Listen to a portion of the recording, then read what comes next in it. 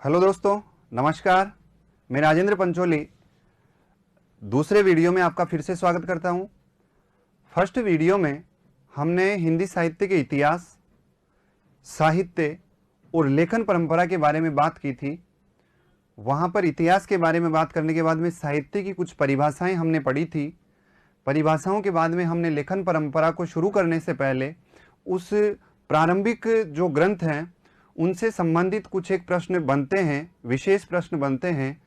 उन शब्दों को लेकर के हमने प्रश्नों के बारे में बात की थी कि किस प्रकार से शब्दों पर हल्का सा परिवर्तन होते ही ग्रंथ का नाम चेंज हो जाता है, बदल जाता है।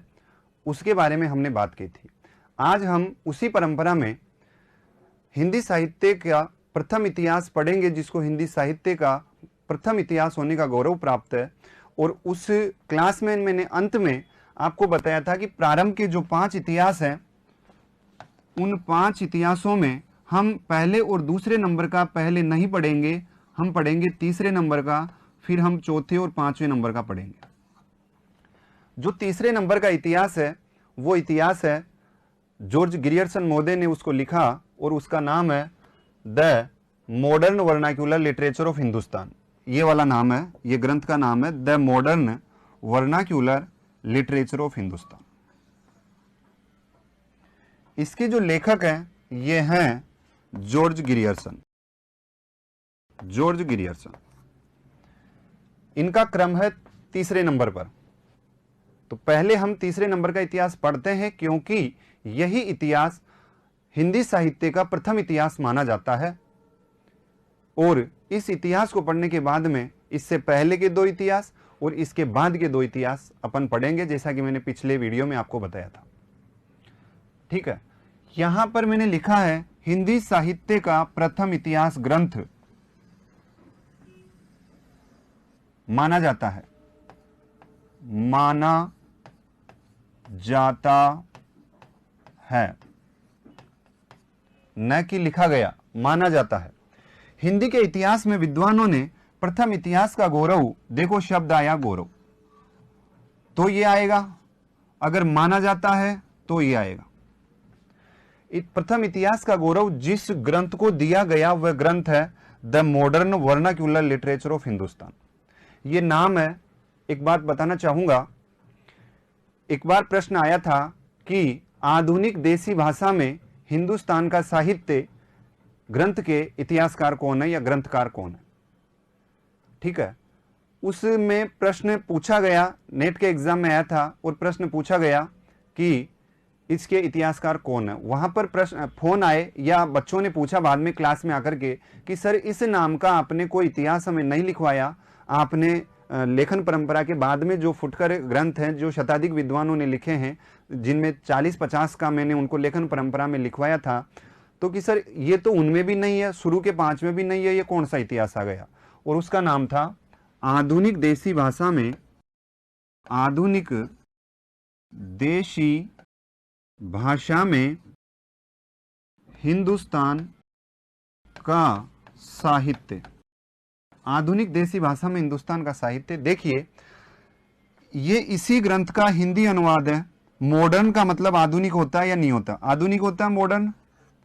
वर्नाक्यूलर का मतलब होता है देसी भाषा। वर्नाक्यूलर मतलब देसी भाषा, ये इसका हो गया। लिटरेचर ऑफ हिंदुस्तान, हिंदुस्तान का साहित्य।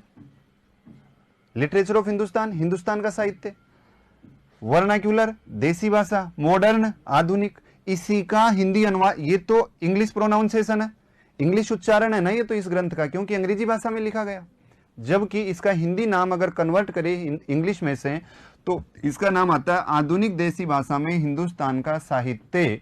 ग्रंथ के ग्रंथकार कौन है? तो जॉर्ज गिरियर्सन ही है। ठीक है, तो ये एक सामान्य बात है। वहां पर जॉर्ज गिरियर्सन ऑप्शन में है। औरों का अगर हमें नहीं पता तो ये कॉमन सेंस से 100 अगर अपने प्रश्न आते हैं तो 100 प्रश्नों में यदि हम धैर्य के साथ, पेशेंस के साथ, एक विश्वास के साथ अगर हम पेपर को हल करते हैं, पेपर की प्रकृति को समझते हैं, तो 100 में से 5 या 7 प्रश्न ऐसे होते हैं जो हम सिर्फ कॉमन सेंस के आधार पर उन्हें सही कर सकते हैं। 93 क्वेश्चन हो सकता है अपन ने मेहनत करी इसलिए हमें उनके आंसर आए, मेहनत नहीं करी तो उनके आंसर नहीं कर पाएंगे, लेकिन 5-7 क्वेश्चन तो अपनी सब्जेक्ट में से होते हैं जिनको मेहनत के अलावा केवल कॉमन सेंस से हम सही कर सकते हैं। तो उन्हीं में से देखो, वही बात है कि द मॉडर्न वर्नाक्यूलर लिटरेचर अगर नाम नहीं आता और जॉर्ज ग्रियर्सन अगर ऑप्शन में नाम है, तो ये इसका ये सोच सकते हैं कि मॉडर्न आधुनिक देसी भाषा में हिंदुस्तान का साहित्य, इसके लेखक भी जॉर्ज ग्रियर्सन है और इसी ग्रंथ का हिंदी नाम है जॉर्ज ग्रियर्सन। ठीक है, बात करते हैं हम आगे। देखिए, हिंदी साहित्य के अंतर्गत इतिहास तो अनेक लिखे गए, लेकिन हिंदी साहित्य के प्रथम इतिहास का गौरव डॉक्टर ग्रियर्सन महोदय के ग्रंथ को प्राप्त है। ग्रियर्सन ने अपना व्यक्तित्व बहुत ही प्रभावशाली बनाया। भारत में इन्होंने अध्ययन किया और उनका कृतित्व, व्यक्तित्व और कृतित्व दोनों से प्रभावित थी भारतीय जनता। भारतीय हिंदी साहित्य जगत ग्रियर्सन महोदय के व्यक्तित्व और उनके कृतित्व दोनों से प्रभावित थी। ग्रियर्सन महोदय एक परिश्रमी और हिंदी प्रेमी अंग्रेज थे। परिश्रमी और हिंदी प्रेमी, हिंदी भाषा से उनको प्रेम था, इसीलिए तो उन्होंने हिंदी का इतिहास लिखा। ठीक है, आगे देखिए, ग्रियर्सन ने अपने जीवन में 3 महत्वपूर्ण कार्य किए। भारतीय भाषाओं का सर्वेक्षण किया 1902 से 1909 तक। भारत में जितनी भाषाएं प्रचलित थी उनका उन्होंने सर्वेक्षण किया, उनके ऊपर अध्ययन किया। ठीक है, और उसका समय रहा 1902 से 1909 तक वो इस कार्य में व्यस्त रहे। दूसरा उनका जो महत्वपूर्ण कार्य है वो है हिंदी साहित्य का इतिहास लिखना, जिसके बारे में हमने बात की थी और इसके बारे में हम पढ़ेंगे। इसका प्रकाशन वर्ष है 1888। 2 कार्य हो गए। ग्रियर्सन का पहला कार्य है भारतीय भाषाओं का सर्वेक्षण करना और दूसरा कार्य है अपना हिंदी साहित्य का इतिहास लिखना, जिसका नाम आपके सामने है। तीसरा उनका जो कार्य है वो है तुलसी बाबा का वैज्ञानिक अध्ययन करना। तुलसी बाबा का उन्होंने वैज्ञानिक अध्ययन किया और इस अध्ययन का समय 1886 से 1921 माना जाता है। इस अध्ययन का समय 1886 से 1921 माना जाता है और कहा जाता है कि उन्होंने तुलसीदास पर लगभग एक दर्जन फुटकर निबंध लिखे। उनके जीवन से संबंधित उन्होंने अनुसंधान किए, खोज किए, जो भी तथ्य मिले उनको उन्होंने लेख के द्वारा निबंधों में लिखा। तो 1 दर्जन लगभग निबंध माने जाते हैं। तो उनके जीवन के भारत में रहते हुए ये 3 महत्वपूर्ण कार्य है कि ग्रियर्सन ने अपने जीवन में कौन से 3 महत्वपूर्ण कार्य किए। पहला कार्य है भारतीय भाषाओं का सर्वेक्षण करना, याद रखना है, इंपॉर्टेंट चीज है। भारतीय भाषाओं का सर्वेक्षण, सन भी याद रखना है 1902 से 1909। दूसरा है the modern vernacular literature of Hindustan 1888, जो आपका इतिहास है जिसके बारे में हम पूरी व्याख्या करेंगे। और तीसरा कार्य है तुलसीदास के जीवन का वैज्ञानिक अध्ययन करना। 3 कार्य ग्रियर्सन महोदय ने भारत में रहकर किए। The modern vernacular literature of Hindustan, ये आपके ग्रंथ का नाम है और इसके बारे में ये तथ्य बनते हैं। इनको देखिए, यह हिंदी साहित्य का प्रथम इतिहास कहलाता है। तीसरे नंबर का पढ़ रहे हैं, इसका क्रम नंबर 3। यह हिंदी साहित्य का प्रथम इतिहास कहलाता है। दूसरा तथ्य इसके बारे में बनता है कि सर्वप्रथम 1888 में, अभी अपन ने बात की कि ग्रियर्सन महोदय के जो ग्रंथ है इसका प्रकाशन कब हुआ, 1888 में। और the Royal Asiatic Society of Bengal, इस संस्था का नाम याद रखना है कि Royal Asiatic Society of Bengal journal के एक विशेषांक में यह प्रकाशित हुआ। एक बार प्रकाशित होने के बाद इस ग्रंथ को दोबारा फिर से प्रकाशन नहीं करवाया गया, पुनर्मुद्रण नहीं हुआ। तो इसका परिणाम क्या निकला कि जब एक ही प्रति प्रकाशित हुई और दूसरी प्रति का प्रकाशन नहीं हुआ तो आगे मार्केट में ये कैसे बढ़ता, अन्य आलोचकों तक, अन्य इतिहासकारों तक, अन्य हिंदी भाषा भाषियों तक ये कैसे पहुंचता। तो फिर यह ग्रंथ अनुपलब्ध हो गया। इस ग्रंथ को बाद में डॉक्टर किशोरीलाल गुप्त ने पढ़ा और पढ़ करके बहुत ज़्यादा प्रभावित हुए और प्रभावित होकर के उन्होंने सोचा कि इसकी भाषा अंग्रेजी है, यदि हम इसे हिंदी में अनुदित कर दें तो सभी हिंदी भाषी जनता इस ग्रंथ का लाभ ले सकेगी। तो बाद में उन्होंने इसके ऊपर काम किया, तो ये प्रकाशित हुआ। देखो, एक बार प्रकाशित होने के बाद इसका पुनर्मुद्रण नहीं हुआ, इसलिए यह ग्रंथ क्या हो गया, अनुपलब्ध हो गया। आगे देखिए, बाद में कौन आता है, किशोरीलाल गुप्त। डॉक्टर किशोरीलाल गुप्त इस ग्रंथ के संपर्क में आते हैं। किशोरीलाल गुप्त ने इस इतिहास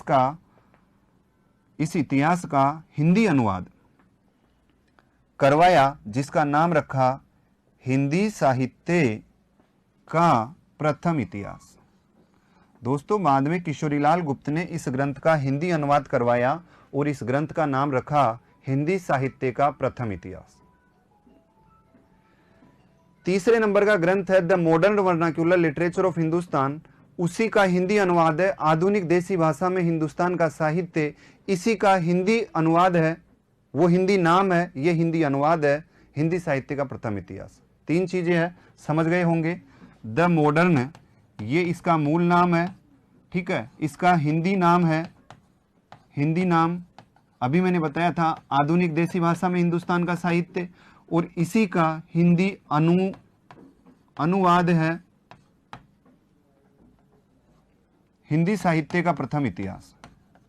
ठीक है, तीनों चीजें उसी ग्रंथ से संबंधित है, एक ही ग्रंथ है हिंदी साहित्य का प्रथम इतिहास, जो बाद में डॉक्टर किशोरीलाल गुप्त ने 1957 में हिंदी प्रचारक पुस्तकालय वाराणसी से इस ग्रंथ का प्रकाशन करवाया। हिंदी अनुदित ग्रंथ का, जिसका उन्होंने अनुवाद कर दिया ना, उसका प्रकाशन करवाया 1957 में। कहां से करवाया, हिंदी प्रचारक पुस्तकालय वाराणसी से। दोस्तों, एक बात और ध्यान रखने की है यहाँ पे कि जो किशोरीलाल गुप्त हैं, इन्होंने ही इस ग्रंथ को प्रथम इतिहास होने का गौरव दिलाया है।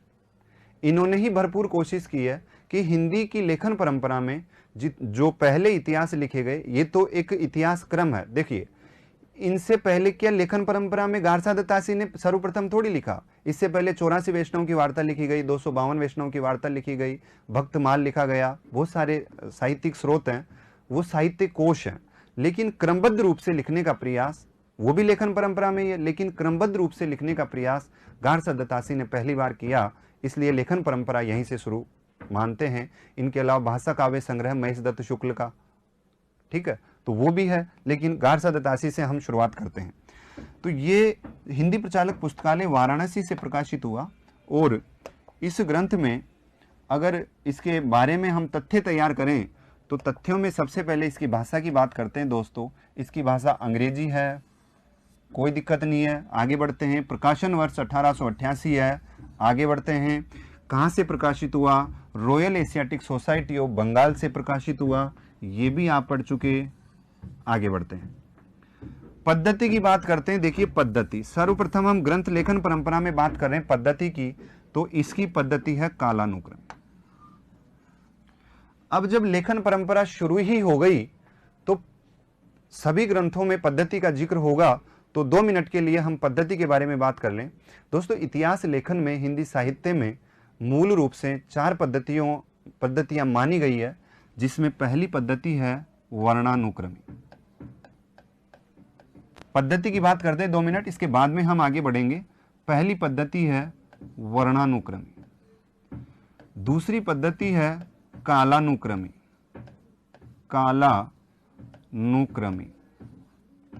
तीसरी पद्धति है वैज्ञानिक पद्धति, चौथी पद्धति है विधेयवादी पद्धति। एक बार बात करें वर्णानुक्रमी पद्धति, नाम से स्पष्ट हो रहा है अल्फाबेटिकली। क वर्ण के नाम सबसे पहले कबीर है, केशव है, गणप्पा है, कुकुरिपा है, ठीक है। क नाम के जितने भी साहित्यकार हैं या जितने भी कवि हैं, उनका वर्णन एक ही जगह होगा, एक ही क्रम में। उसके बाद में ख नाम के, उसके बाद में ग नाम के। ये पद्धति कहलाती है वर्णानुक्रमी। दोस्तों, ये पद्धति दोषपूर्ण पद्धति है, दोषपूर्ण पद्धति मानी जाती है, अवैज्ञानिक पद्धति मानी जाती है, अवैज्ञानिक। ये पद्धति दोषपूर्ण पद्धति है, अवैज्ञानिक है, अतार्किक है, क्योंकि इस पद्धति के आधार पर हम साहित्य का इतिहास जो लिखने का प्रयास कर रहे हैं, उसको सही तरीके से अंजाम नहीं दे सकते। बात करता हूं कालानुक्रमी पद्धति की। और ये जो वर्णानुक्रमी पद्धति है, इसका प्रयोग किया गारसदत्तासी के पूर्व इतिहासकारों ने। पिछले वीडियो में अंत में मैंने आपसे कहा था गाशी, गारसदत्तासी से पहले इतिहास लिखे गए। हाँ सर, लिखे गए। कौन से इतिहासकार? गाशी। गा मतलब गारसदत्तासी, सी मतलब शिव सिंह सेंगर। दोनों ने ही वर्णानुक्रमी पद्धति का प्रयोग किया। हम पढ़ रहे हैं तीसरे नंबर का, जिसमें पहली बार कालानुक्रमी पद्धति का प्रयोग किया गया। पहली बार कालानुक्रमी पद्धति का प्रयोग किया गया, तो इसमें कालक्रम को आधार बनाया गया। कालक्रम को, न कि वर्णक्रम को। दोस्तों, लेखकों का परिचय देना और उनकी रचनाओं का संकलन करना ही इतिहास लेखन नहीं है, बल्कि उन कवियों, उन रचनाओं के समय तत्कालीन युगीन परिस्थितियों का जिक्र करना और उन परिस्थितियों का विश्लेषण और व्याख्या करना जरूरी होता है इतिहास में। उनका परिचय मात्र जुटाना इतिहास नहीं है। और आचार्य शुक्ल ने अपना इतिहास जब लिखा, तो उन्होंने आगे अपने इतिहास में कहा भी है कि मेरा उद्देश्य कवियों का परिचय देना नहीं, बल्कि एक सटीक और प्रमाणित इतिहास लिखना है। इस बात पे उन्होंने जोर भी दिया और अपने साहित्य में इस चीज को उन्होंने अपनाया भी। कालानुक्रमी पद्धति के बाद में दोस्तों आती है वैज्ञानिक पद्धति। वैज्ञानिक पद्धति में इतिहासकार या लेखक तटस्थ रहकर तथ्यों को जुटाते हैं, लेकिन इस पद्धति में व्याख्या और विश्लेषण का अभाव होता है। वैज्ञानिक पद्धति। आगे हम बात करें विधेयवादी पद्धति। विधेयवादी पद्धति की, यहां लिखता हूं विधेयवादी पद्धति, क्योंकि ये आगे लगातार आएगी तो यहां समझना जरूरी है इनको। विधेयवादी पद्धति। दोस्तों, विधेयवादी पद्धति के आविष्कर्ता, अगर हम बात करें कि इसके आविष्कर्ता कौन है, तो इसके आविष्कर्ता फ्रांसीसी विद्वान तेन माने जाते हैं। इनका नाम तेन भी मिलता है और वेन भी मिलता है। एक ही आदमी है, नाम से कोई वो नहीं है कि वो नाम अलग हो गया या कैंडिडेट बदल गया। तेन या वेन एक ही बात है। प्रथम आविष्कर्ता है, ये फ्रांस से संबंधित है।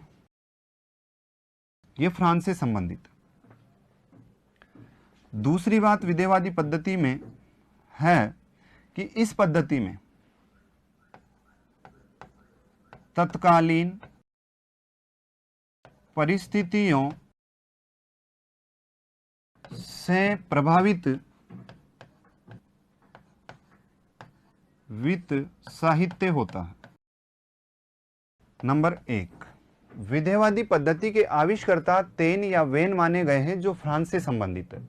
दूसरी बात है कि विधेयवादी पद्धति में तत्कालीन परिस्थितियों से प्रभावित साहित्य होता है, कि जो साहित्य लिखा जा रहा है उस युग में जो चारों तरफ आर्थिक, सामाजिक, राजनीतिक जो भी परिस्थितियां बन रही है, उन परिस्थितियों का प्रभाव उस साहित्य में आएगा, उस साहित्य में वो परिलक्षित होगा, वो साहित्य कहलाएगा विधेयवादी साहित्य, या वो पद्धति कहलाएगी विधेयवादी पद्धति। दूसरी बात और महत्वपूर्ण है, नंबर 2, साहित्यिक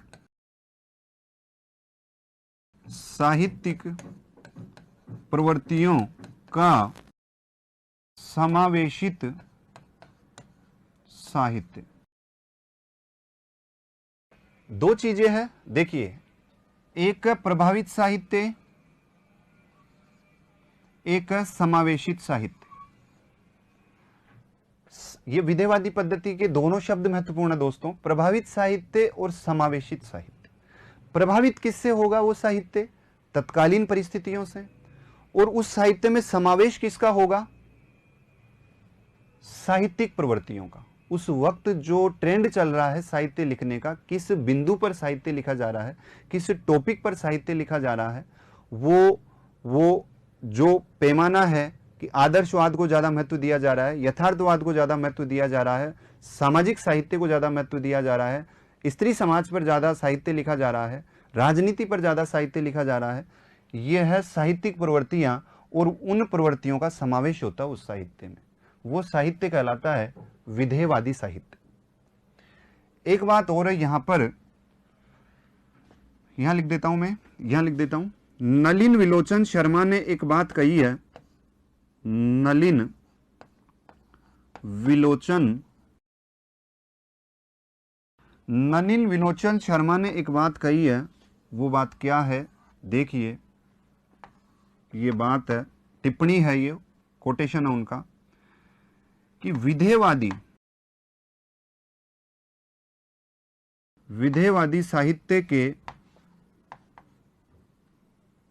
जन्मदाता आचार्य शुक्ल नहीं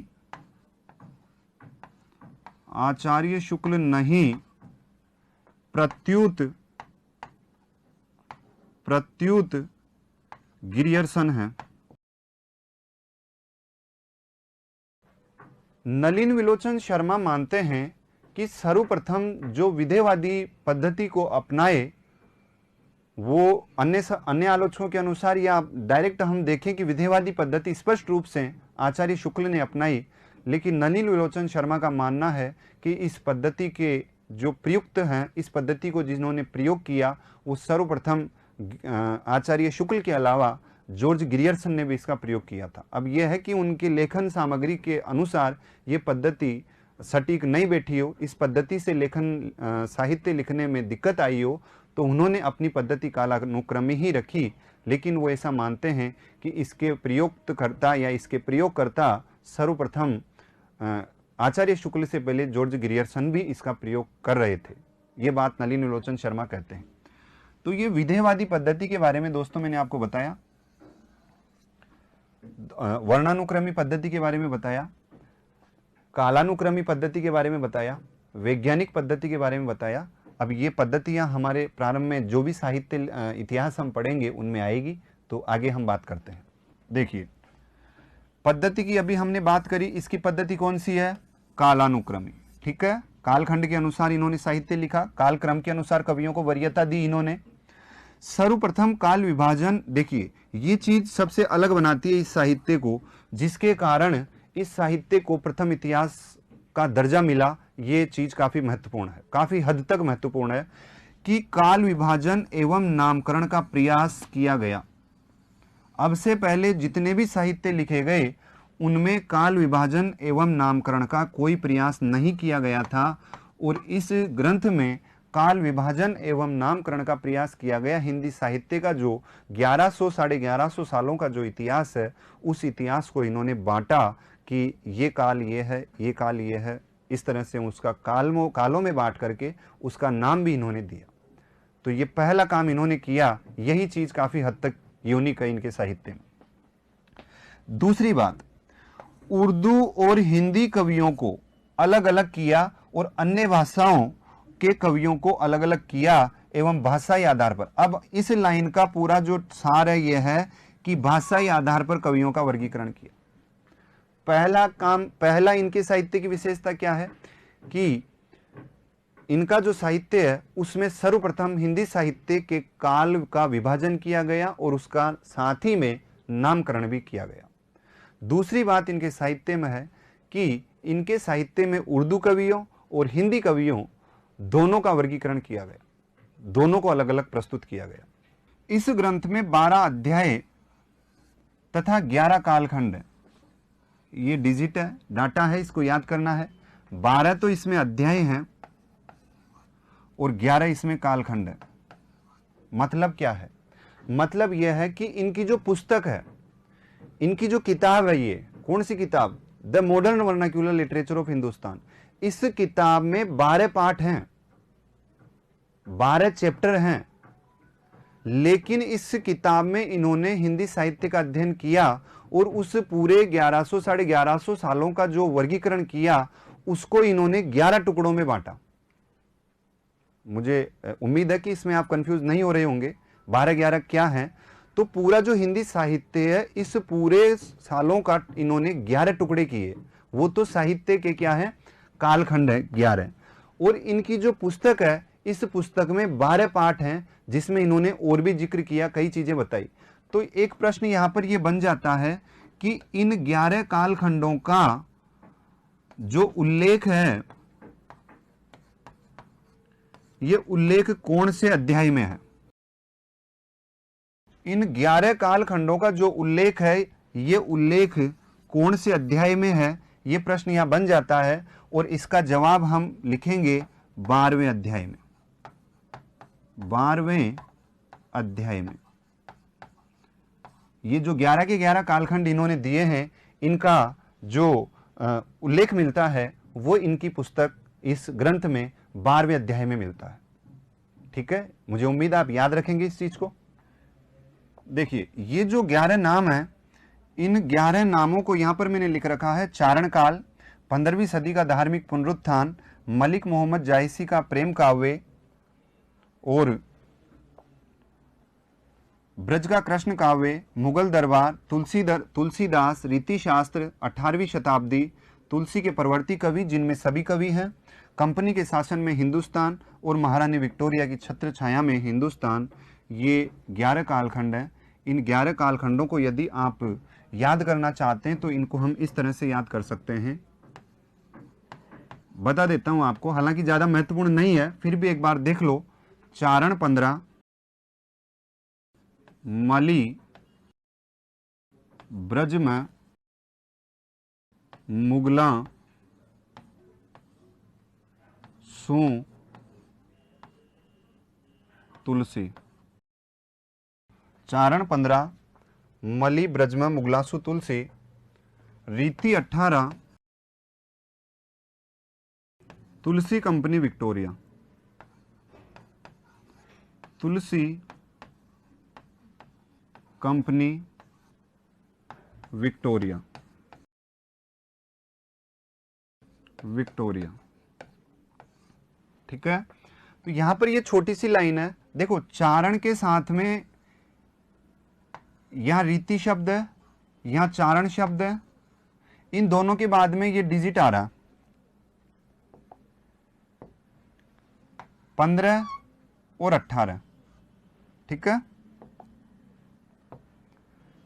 चारण के बाद में चारण 15, रीति 18, दोनों लाइनें इस तरह से शुरुआत करनी है। पहली लाइन की शुरुआत क्या है, चारण 15, दूसरी लाइन की शुरुआत होगी रीति 18। तो चारण 15, मली ब्रज में मुगलासु तुलसी, मली ब्रज में मुगलासु तुलसी, और इसका जो शब्द बनेगा वो है तुलसी कंपनी विक्टोरिया। ये 3 शब्द लास्ट में जो याद रखने हैं, तुलसी कंपनी विक्टोरिया। पूरा एक साथ बोले तो होगा चारण 15, मली ब्रज में मुगलासु तुलसी, और 3 शब्द हैं तुलसी कंपनी विक्टोरिया। देखिए आप, चारण काल, चारण से क्या होगा, चारण काल, ये तो हो जाएगा चारण से, ठीक है। 15 अपन ने दूसरा शब्द डिजिट लिखा 15, देखो ये 15, इस 15 से होगा 15वीं सदी का धार्मिक पुनरुत्थान, ठीक है। चारण 15, 15 के बाद में बोलो क्या है, मली है, तो मली से होगा मलिक मोहम्मद जायसी का प्रेम काव्य। मली के बाद में क्या है, ब्रज, तो ब्रज से होगा ब्रज का कृष्ण काव्य। ये ब्रज है, ये अपना मली है, ये अपना 15 है, ये अपना चारण है, ठीक है। मली ब्रज में, ब्रज में, मैं से होगा मली ब्रज में, मुगल दरबार, मैं को छोड़ दो, ठीक है, मैं को आप छोड़ सकते हो, ये जोड़ने के लिए लिख दिया इसको, है ना। तो इसको लिखो तो सही, लेकिन उसको अंडरलाइन मत करो, इससे कुछ नहीं बनेगा। मुगला, मुगला जो होगा, मुगला से बनेगा मुगल काल। चारण 15, मली ब्रज में मुगला सु तुलसी, और सु से नहीं बनेगा, और तुलसी से बनेगा तुलसीदास, तुलसी से बनेगा तुलसीदास, ठीक है। दूसरी लाइन हमने शुरू की रीति 18, रीति से बनेगा रीति शास्त्र, ये आपका रीति शास्त्र। रीति से क्या बनेगा, रीति शास्त्र। रीति के बाद में 18 था, 18 से बनेगा 18वीं शताब्दी, 18वीं शताब्दी, तुलसी कंपनी विक्टोरिया, ठीक है। तुलसी के, अब तुलसी वहां पे तो क्या था, तुलसीदास, और यहां तुलसी आया, तो इसका मतलब है तुलसी के परवर्ती कवि जिनमें सभी कवि हैं। तो तुलसीदास 2 बार आया, पहला तो है तुलसीदास, इस तुलसी का तो है तुलसीदास खुद, तुलसी का युग तुलसीदास, ठीक है। और यहां पे जो तुलसी है, इसका मतलब है तुलसीदास के परवर्ती कवि, तुलसीदास के परवर्ती कवि ये है। कंपनी, कंपनी के शासन में हिंदुस्तान, ये कंपनी, और विक्टोरिया, विक्टोरिया के शासन में हिंदुस्तान, विक्टोरिया की छत्रछाया में हिंदुस्तान। ठीक है, तो ये 11 कालखंड है, इनको हम ऐसे याद रख सकते हैं। चारण 15, चारण 15, मली ब्रज में मुगला सु तुलसी, रीति 18, तुलसी कंपनी विक्टोरिया। इससे हमें 11 कालखंड याद हो जाते हैं। इनका उल्लेख अगर पूछे तो उल्लेख है 12वें अध्याय में। ठीक है, आगे देखिए दोस्तों, ये लाइन महत्वपूर्ण है कि यहां पर वो कहते हैं कि ये जो हिंदुस्तान है, कौन सा हिंदुस्तान, लिटरेचर ऑफ हिंदुस्तान, कि मेरा जो ग्रंथ है जिसमें उन्होंने लिखा लिटरेचर ऑफ हिंदुस्तान, तो जो लिटरेचर ऑफ हिंदुस्तान अंत में आया, उस हिंदुस्तान से मेरा मतलब क्या है। पूरे संपूर्ण भारतवर्ष से उनका तात्पर्य न होकर उन्होंने कहा कि इस हिंदुस्तान से मेरा तात्पर्य सिर्फ हिंदी भाषा भाषी प्रदेश से है। तो ये बात ध्यान रखें कि हिंदी भाषा भाषी प्रदेश से उनका तात्पर्य है, हिंदुस्तान से मतलब। यहां पर एक बात और है कि इस ग्रंथ के सर्जन में, किस ग्रंथ के सर्जन में, the modern vernacular literature of Hindustan के सर्जन में ग्रियर्सन महोदय ने 18 ग्रंथों की सहायता ली। कितने ग्रंथों की सहायता ली? 18 ग्रंथों की सहायता ली, और उनकी सहायता लेकर के इस ग्रंथ की रचना की। अर्थात इसके आधार ग्रंथ माने तो आधार ग्रंथ 18 हैं, उपजीव्य ग्रंथ 18 हैं, लेकिन उन्होंने कहा कि मैंने 18 में से 5 ग्रंथों का ही उल्लेख किया है या देखा है, बाकी को मैंने नहीं देखा। और ये जो 17वें नंबर पर जो उन्होंने उल्लेख किया वो है शिव सिंह सरोज, कि 18 में से 17वें नंबर पर शिव सिंह सरोज है, और 18 में से मैंने 5 ग्रंथों का ही अध्ययन किया है, और 5 ग्रंथों का अध्ययन करके मैंने अपने ग्रंथ की रचना कर दी। तो वो 5 ग्रंथ हमें याद रखने हैं, वो भी एग्जाम में पूछ लिए जाते हैं, और अपने आप में महत्वपूर्ण है कि कौन से वो 5 ग्रंथ हैं जिनकी सहायता लेकर के उन्होंने इस ग्रंथ का लेखन किया। देखिए वो 5 ग्रंथ हैं, शिव की सुरा का विचित्र श्रृंगार, शिव की सुरा का विचित्र श्रृंगार। ठीक है, देखिए यहां पर जो 5 ग्रंथ हैं, इन 5 ग्रंथों में शिव की सुरा का विचित्र श्रृंगार, ये याद करते हैं लाइन, शिव मतलब शिव, सुरा, सुरा सुंदरी वाला सुरा याद कर लो, शब्द है, अर्थ होता है, कोई बेतुका शब्द नहीं है, सुरा, विचित्र और श्रृंगार। ठीक है, शिव, यहां पर एक, सु से नंबर 2 ये दूसरा, रा से नंबर 3, विचित्र नंबर 4 और श्रृंगार नंबर 5, ये 5 ग्रंथ हो गए।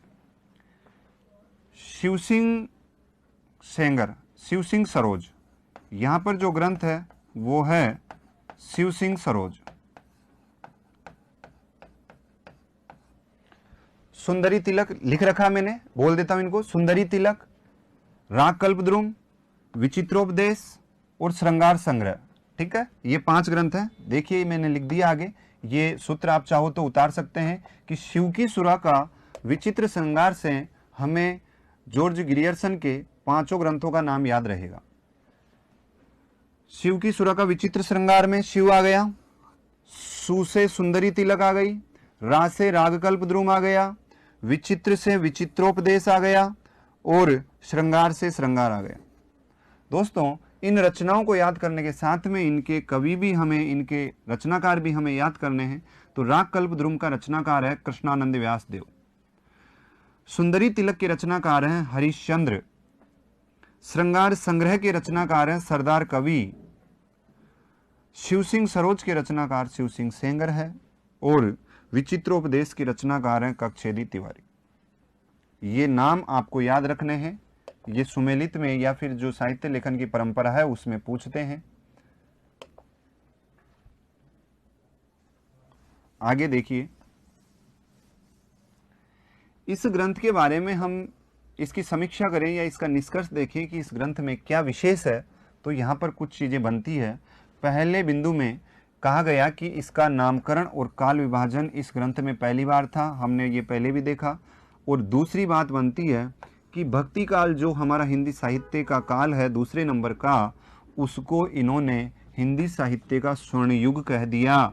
भक्ति काल को जॉर्ज ग्रियर्सन ने हिंदी साहित्य का स्वर्ण युग कह दिया। क्यों कह दिया, वो सारी बातें इसमें उन्होंने बताई है कि भक्ति काल में हिंदी साहित्य की चरमोत्कर्ष अभिवृद्धि हुई, उत्कर्ष हुआ। सभी हिंदी कवियों ने लिखा और लेखन परंपरा में भी कई धाराएं विकसित हुई। तो ये साहित्य हिंदी जो दूसरे नंबर भक्ति काल है वो हिंदी साहित्य के क्षेत्र में अपना उत्कर्ष लेकर के आया है। तो इस काल को उन्होंने स्वर्णयुग कहा। तुलसीदास जो हिंदी के कवि हैं, भक्ति काल के कवि हैं, हिंदी के जातीय कवि कहलाते हैं। हिंदी के जातीय कवि तुलसीदास और हिंदी का जातीय छंद दोहा कहलाता है। तो उसी क्रम में जो तुलसीदास हैं उनके लिए इन्होंने कहा कि महात्मा बुद्ध है ना, महात्मा बुद्ध के बाद अगर कोई बड़ा व्यक्ति हुआ है हिंदी में साहित्य में तो वो तुलसीदास। तो इन्होंने कहा कि तुलसीदास बुद्ध, महात्मा बुद्ध के बाद या बुद्ध के बाद दूसरा बड़ा अवतार है, तो इसे सबसे बड़ा या दूसरा बड़ा अवतार कहा। आदिकाल की बात करें तो आदिकाल को इन्होंने चारण काल कहा। आदिकाल की बात करेंगे, आदिकाल जब पढ़ेंगे तो उस काल में 18-20 नाम ऐसे हैं जो लेखकों के अनुसार आदिकाल के नाम का अलग अलग नाम सुझाए गए हैं, उनको हम याद करेंगे। उन्हीं में एक नाम आएगा, आगे फिर आएगा कि आदिकाल को चारण काल की संज्ञा किसने दी, तो वो नाम है जॉर्ज ग्रियर्सन का। कि आदिकाल को किसने चारण काल कहकर पुकारा, जॉर्ज ग्रियर्सन। रस को उन्होंने स्टाइल कहा। ये फैक्ट याद करना है कि रस जो है साहित्य में, जो काव्य शास्त्र में रस है, उसको उन्होंने क्या कहकर पुकारा, स्टाइल। इस ग्रंथ में 952 कवियों का वर्णन है। देखिए ध्यान दीजिए, इस ग्रंथ में उन्होंने कितने कवियों का वर्णन किया, 952 कवियों का वर्णन किया। और 952 कवियों में 886 कवि, संख्या की दृष्टि से देखें तो कितने कवि हो गए, 886 कवि ये शिव सिंह सरोज से लिए गए हैं। जो मुख्य आधार ग्रंथ है उनकी रचना का वो है शिव सिंह सरोज। और 952 कवियों का उन्होंने वर्णन किया। और 952 कवियों में 886 कवि उन्होंने कहां से लिए, शिव सिंह सरोज से लिए। ठीक है, आगे देखिए।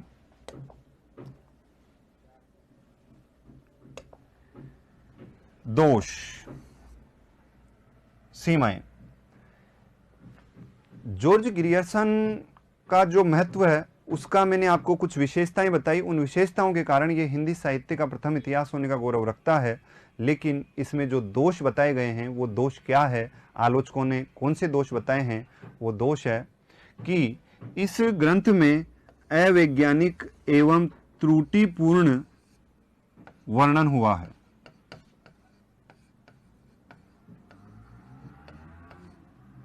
अवैज्ञानिक एवं त्रुटिपूर्ण वर्णन हुआ है। क्यों हुआ है, क्योंकि इस ग्रंथ में जो काल विभाजन किए गए उस काल विभाजन में कहीं तो लेखकों को आधार बनाया गया, कहीं पर तत्कालीन प्रवृत्तियों को आधार बनाया गया, कहीं पर राजनीतिक परिस्थितियों को आधार बनाया गया। अर्थात इन्होंने काल विभाजन किया तो काल विभाजन में इन्होंने जो आधार बनाया, एक आधार को लेकर के सभी कालों का वर्गीकरण उसी आधार पर करते तो ज्यादा तर्कसंगत होता बजाय अलग अलग आधार बनाने के। तो उन्होंने देखो कंपनी के शासन में हिंदुस्तान नामकरण किया, महारानी विक्टोरिया की छत्रछाया में हिंदुस्तान नामकरण किया, तो ये दोनों नामकरणों का आधार उन्होंने क्या लिया, राजनीतिक परिस्थिति। तुलसी के परवर्ती कवि, उन्होंने तुलसी के जैसे तुलसीदास के नाम, तो कवियों के नामकरण, कवियों के नाम को उन्होंने आधार बनाया। तो साहित्य में जो उन्होंने वर्गीकरण किया काल विभाजन का, वो इसीलिए उनका पहला विभाजन दोषपूर्ण माना गया कि उन्होंने जो काल विभाजन का जो आधार बनाया, लिख देता हूं मैं यहाँ पर समझने के लिए, कि जो काल विभाजन का जो आधार है वो काल विभाजन का आधार अलग अलग है। एक आधार लेकर के वो बनाते तो वो ज़्यादा बढ़िया होता क्योंकि कहीं पर तो राजनीतिक परिस्थितियां है, कहीं पर राजनीतिक परिस्थितियों का आधार बनाया गया, कहीं पर कवियों के नाम को आधार बनाया गया, कवियों के नाम को आधार बनाया गया, कहीं पर तत्कालीन परिस्थितियों को आधार बनाया गया, तत्कालीन परिस्थितियों का आधार बनाया गया। तो आधार बनाया तो उन्होंने अलग आधार की वजह से ये क्या हो गया, अवैज्ञानिक हो गया और त्रुटिपूर्ण हो गया। दूसरी बात आती है कि हिंदी के अध्येताओं की दृष्टि से यह उनका केंद्र बिंदु नहीं बन सका। इसका मतलब है कि हिंदी के जो अध्येता है, जो अध्ययन करता है, जो पाठक वर्ग है, उन पाठक वर्गों की दृष्टि से ये उनका केंद्र बिंदु नहीं बन सका, उन्होंने इसमें ज़्यादा रुचि नहीं ली। दोस्तों इसका कारण है सीधा सा कि इसकी जो भाषा थी वो अंग्रेजी थी, अंग्रेजी भाषा में लिखा गया ये साहित्य है। बाद में इसी समस्या को, इसी चीज से अवगत होकर के डॉक्टर किशोरीलाल गुप्त ने समझा कि बहुत अच्छी बात इन्होंने लिखी है, हिंदी का इतिहास होने की वजह से ये हिंदी साहित्य में एक अमूल्य निधि है साहित्य की, तो इसका अगर हम हिंदी अनुवाद कर देते हैं तो इसका महत्व और बढ़ जाता है। इसी चीज को समझ करके डॉक्टर किशोरीलाल गुप्त ने इसका हिंदी में अनुवाद किया था। ठीक है, तो ये जो कारण है वो यही है कि ये क्यों नहीं बन सका है अध्येताओं का केंद्र बिंदु, क्योंकि ये अंग्रेजी भाषा में लिखा गया था, अंग्रेजी भाषा में लिखा गया था।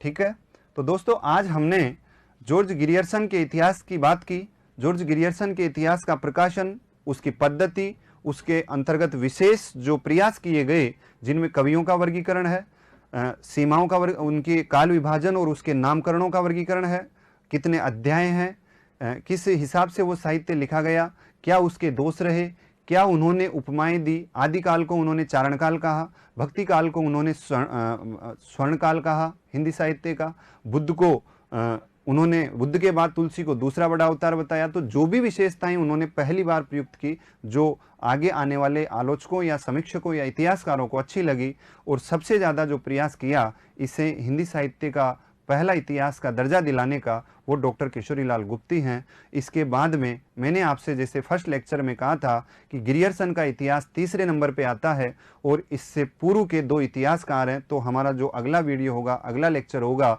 उसका टॉपिक होगा गिरियर्सन से पूर्व के इतिहास का। गिरियर्सन से पूर्व के इतिहासकारों में मैं बार बार आपको रिपीट करना चाहूँगा, रिपीट कर रहा हूँ कि आपको वो शब्द याद हो जाएं। वो दो हैं, गाशी, गारसा दत्तासी और शिव सिंह सेंगर। दोनों को अगले वीडियो में हम पढ़ेंगे, उसके बाद में फिर कंटिन्यू रहेंगे। आज के लिए इतना ही। जय हिंद, धन्यवाद।